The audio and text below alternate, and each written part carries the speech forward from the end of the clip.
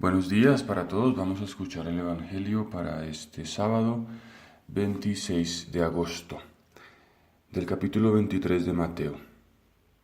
En aquel tiempo habló Jesús a la gente y a sus discípulos diciendo: En la cátedra de Moisés se han sentado los escribas y los fariseos. Haced y cumplid todo lo que os digan, pero no hagáis lo que ellos hacen. Porque ellos dicen, pero no hacen. Lían fardos pesados y se los cargan a la gente en los hombros, pero ellos no están dispuestos a mover un dedo para empujar.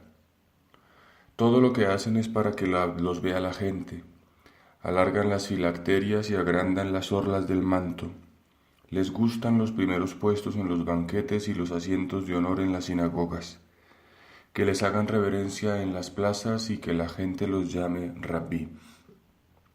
Vosotros, en cambio, no os dejéis llamar rabí, porque uno solo es vuestro maestro y todos vosotros sois hermanos. Y no llaméis Padre vuestro a nadie en la tierra, porque uno solo es vuestro Padre, el del cielo. No os dejéis llamar maestros, porque uno solo es vuestro Maestro, el Mesías. El primero entre vosotros será vuestro servidor. El que se enaltece será humillado, y el que se humilla será enaltecido. Palabra del Señor, gloria a ti, Señor Jesús. Bien, este Evangelio de hoy, pues tiene palabras que siempre son cuestionantes, ¿no? No os dejéis llamar rabí, no os dejéis llamar padre. Y generalmente es una frase evangélica usada por protestantes, por ejemplo, para negar que a los sacerdotes se les pueda llamar padre, ¿no? Y pareciera que los católicos, al usar esa expresión para referirse a los presbíteros, estarían contraviniendo el Evangelio. Pero si vamos al fondo de la afirmación de Jesús, pudiéramos entonces decir que habría que aplicarla de manera absoluta. Y en ese sentido, nadie le podría decir a su papá biológico papá, porque el único papá es Dios. Nadie le podría decir al profesor de la escuela maestro o profesor, porque solo hay un profesor. Y en ese sentido, estas expresiones del Evangelio hay que entenderlas bien. Y a veces, no entendiéndolas bien, podemos pues quedarnos con cuestionamientos o con dudas, o pensar que, como dicho, es como un vicio de la Iglesia Católica el usarlas en ciertos sentidos. Y me parece importante porque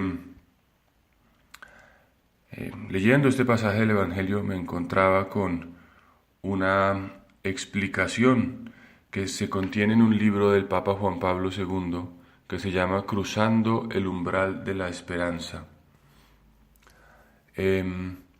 Porque el mismo Santo Padre se plantea la cuestión ya no solo para referirse a los sacerdotes, sino al Papa, ¿no? Ahora que tenemos la proximidad de la venida del Papa, no le puedo decir al Papa Papa, no le puedo decir vicario de Cristo, porque serían expresiones superlativas.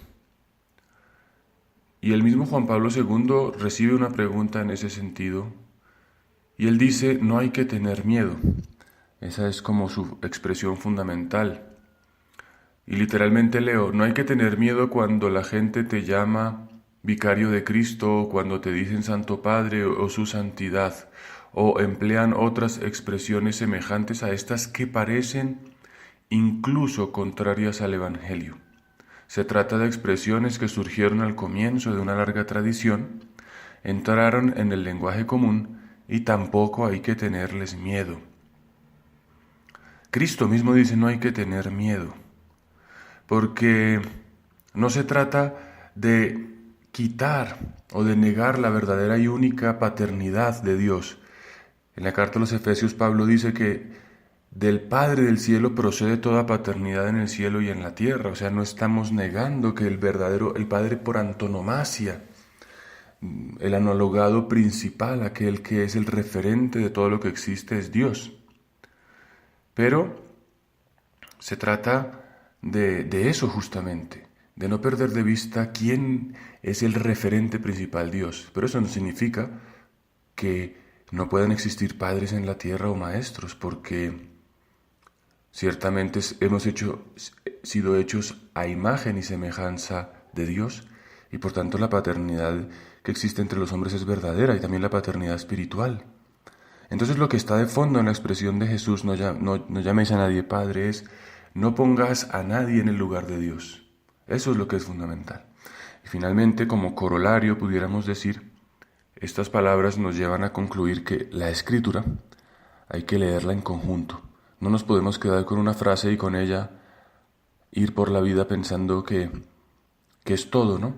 Porque al mismo tiempo que en la Escritura se dice que no llames a nadie en la tierra tu Padre, también se dice que del cielo y del Padre del cielo procede toda paternidad.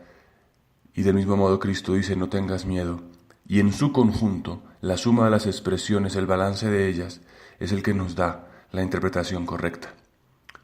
No quedarnos solo con una expresión, pues, sino con la manera como el conjunto de la Escritura nos invita a relacionarnos con Dios y con los demás.